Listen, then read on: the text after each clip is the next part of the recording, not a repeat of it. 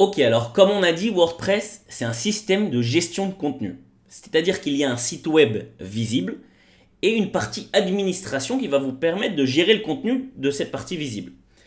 Donc dans notre cas, nous, la partie visible, elle se trouve ici, sur johncoder.com. Et la partie administration, elle se trouve sur johncoder.com. Alors je vais vous montrer l'URL de la partie d'administration, c'est wp-admin. Ok, en gros, pour ceux qui ont suivi la vidéo précédente avec moi, vous accédez au contenu du dossier WP Admin.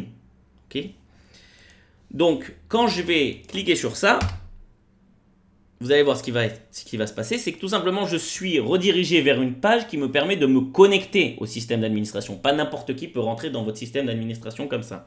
Donc, nous, on avait défini comme nom d'utilisateur admin et mot de passe PA2S.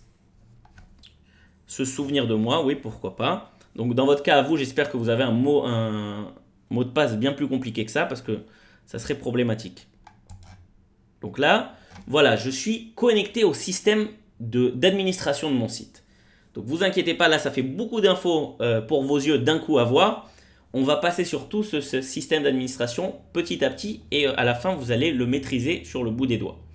Donc la première chose à comprendre, c'est que une fois que je suis connecté à mon site, si maintenant je relance la page johncoder.com, vous voyez, c'est rajouter une barre ici en haut. Okay, cette barre, elle nous permet, si vous voulez, de faire des actions ou de switcher directement entre le système d'administration et la partie visible du site. C'est-à-dire, par exemple, vous voyez, là, je suis sur mon site, mais comme je suis connecté à mon site, je peux cliquer directement sur tableau de bord et je suis redirigé vers wp-admin, qui est la partie administration. Voilà, donc ce qui est important, c'est de comprendre vraiment qu'on peut switcher de l'un à l'autre. Ici, quand je suis dans l'administration, je peux cliquer bien sûr sur aller sur le site et ça va me renvoyer vers johncoder.com. Donc, en deux mots, si on voit notre site, vous voyez, il y a une partie ici, tableau de bord, articles, médias, pages, commentaires, apparence, extension, utilisateur, outils, réglages. Donc, j'ai hésité avant de faire cette vidéo, est-ce que je mets mon WordPress en anglais ou en français? Au final, j'ai choisi de le mettre en français, mais il faut savoir que à chaque fois, je vais donner les termes en anglais. Parce que si vous voulez aller encore plus loin après et approfondir WordPress, c'est les termes anglais qui vont revenir. Parce qu'il y a beaucoup plus de ressources en anglais. Donc, c'est important quand même de connaître un minimum les termes en anglais. Pour vous montrer, si je vais ici sur réglages, je crois que c'est général. D'ailleurs, je vais changer le slogan de mon site. Là, le slogan, c'était un site utilisant WordPress. Non, on va mettre John vous apprend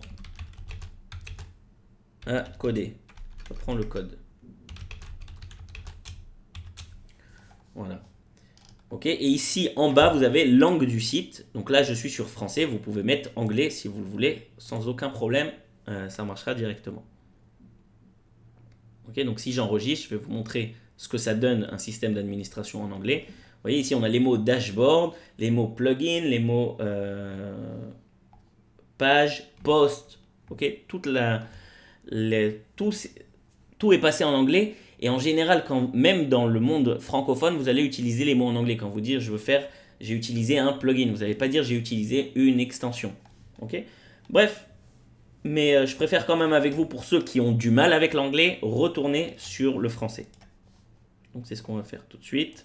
J'enregistre en français. Alors des fois c'est un peu long, tous les chargements et tout ça, parce que tout simplement votre site quand même il est en ligne. On ne travaille plus en local, on travaille en ligne.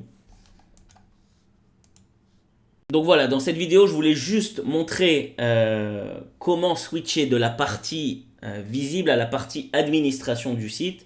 Et bien comprendre les concepts, qu'il y a deux parties différentes et qu'une influence sur l'autre. Et puis voilà.